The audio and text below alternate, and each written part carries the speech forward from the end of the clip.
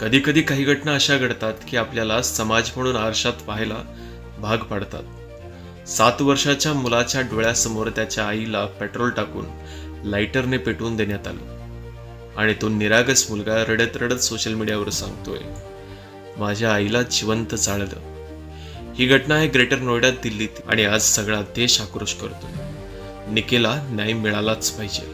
लग्नाला 9 वर्ष झाली होती. 9 वर्ष सतत छळ, सततचा अपमान, सततच्या मागण्या, सुरुवातीला हुंडा, मग पुन्हा पैशांच्या मागण्या आणि शेवटी 35 लाख रुपयांची मागणी पूर्ण न झाल्यानं तिच्या नवऱ्याने आणि तिच्या सासरच्यांनी निकेला पेटवून दिलं. 21 ऑगस्ट. तिचं जळतं शरीर पायऱ्यांवरून धडपडत धडपडत उतरतंय, ओरडतंय, किंचाळतंय आणि तिचा नवरा व तिचे सासू केस ओढून मारत आहेत. निकेची बहीण कंचन, जी याच घरात विवाहित होती, त्या दिवशी ती आजारी होती, पण जेव्हा तिने बहिणीच्या किंकाळ्या ऐकल्या ती खोलीबाहेर आली.